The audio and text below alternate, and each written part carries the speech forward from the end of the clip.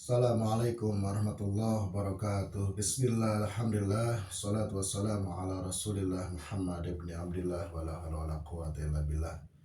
Jumpa lagi dengan saya Yayan Suryana dalam channel Babe Yayan Asgar ya.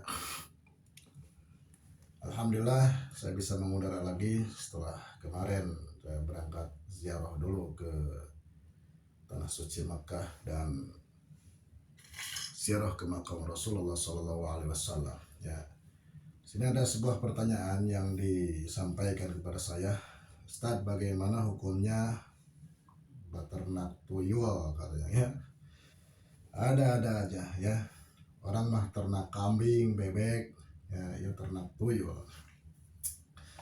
Baik, segala masalah pasti ada jawabannya menurut pandangan agama dan tentu ada hukumnya ya.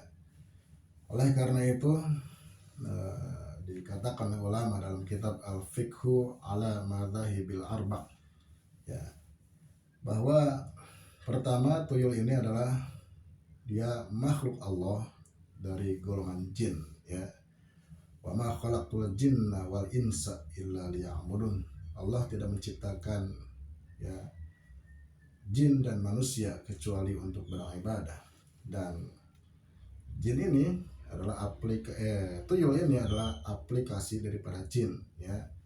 Jin ini bisa berubah-ubah bentuk ya tergantung tempatnya ya, kadang jadi tuyul, kadang jadi genderuwo, pocong, kuntilanak. Kalau di rumah sakit mah jadi suster ngesot, kalau di Amerika pampir, kalau di Cina pampir, kalau di Amerika semacam Dracula lah ya. Itu sama jin-jin juga, dan jin ada dua, ada jin muslim, jin kafir. Nah, adapun setan adalah sifat buruknya daripada jin, namanya setan. Dan nenek moyang jin adalah iblis ya. Nisbat jin kepada iblis seperti nisbat kita kepada Nabi Adam alaihissalam ya. Iblis nenek moyang jin ya, Nabi Adam adalah nenek moyang manusia. Baik, apa yang dikatakan ulama dalam kitab Al-Fiqhu ala Madzahibil Arba' ya, ma yaqa'u bistikhdami syayatin. Jadi apa yang terjadi dengan mengambil khodam dari golongan syaitan, bidarbin minat taqarrubi ilaihim, dengan cara melakukan pendekatan padanya, wattisali bihim, melakukan persambungan dengannya, wasa'akhdamihim wa taskhirihim fi qada'il masali aw iqa'id darari wal adza'i bil khalqi ya, agar supaya setan ini bisa membantunya untuk memenuhi kebutuhannya, baik mencelakakan orang lain, membuat kemudaratan, atau menyakiti makhluk Allah, atau itiani bi akhbarihim, atau mendatangkan berita-berita al-madiyati yang lalu ya, itu anit tariqi ittisaluhu bil qarin ya, dengan cara membuat persambungan dengan jin qarin ya. Jadi seorang ketika dia melakukan sebuah ritual agar setan itu menjadikan khodam baginya dan memenuhi apa yang dia inginkan, baik untuk memenuhi kebutuhan dia atau membuat memadarat kepada orang lain, mencelakakan makhluk Allah, atau membuat persambungan dengan khodam qarin ya, dengan supaya memberikan kabar-kabar gaib ya. Maka oleh karena itu kata ulama, wa hadza asyaddu anwa'is sihri, maka itu adalah bagian daripada bentuk beratnya sihir. Dan sihir ini adalah hukumnya haram ya. Mempelajari ilmu sihir adalah haram, memiliki ilmu sihir adalah haram, apalagi membuka praktek persihiran atau perdukunan atau paranormal ya. Ini uh, sihir ini adalah ilmu yang diajarkan oleh setan, ya. Dalam surah Al-Baqarah ayat 102,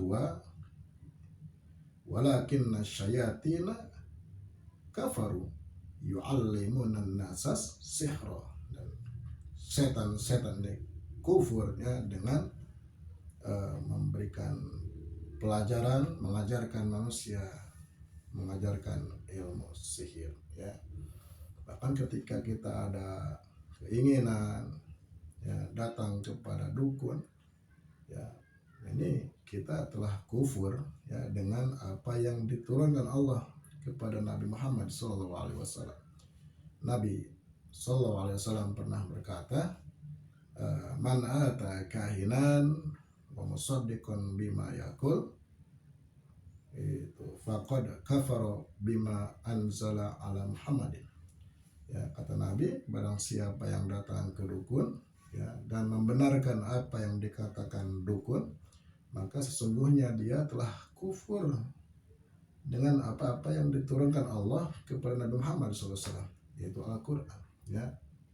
Nah, oleh karena itu, ya, ketika kita ada kebutuhan untuk memenuhi hajat kita, kemaslahatan dunia dan akhirat, janganlah datang ke dukun, ya. Kita datang aja kepada orang-orang soleh, minta petunjuk dari beliau, minta doanya, karena pasti orang-orang soleh ini mengambil petunjuknya daripada Al-Quran, As-Sunnah, dan perkataan-perkataan para alim ulama, ya.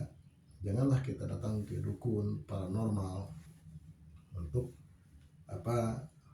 Agar kita kaya, ya, secara instan, ya. Orang yang mau kaya ya kerja keras, ya, kerja cerdas, kerja ikhlas, ya. Dia harus punya value, punya kualitas diri, ya. Dan itu ya tergantung dari nasib juga, ya. Kalau ada nasib kaya, ya dari Allah, insya Allah, ya, ikhtiarnya akan berhasil. Dan yang penting, kita jangan minta kepada setan, ya, dengan wasilah datang ke dukun, ya.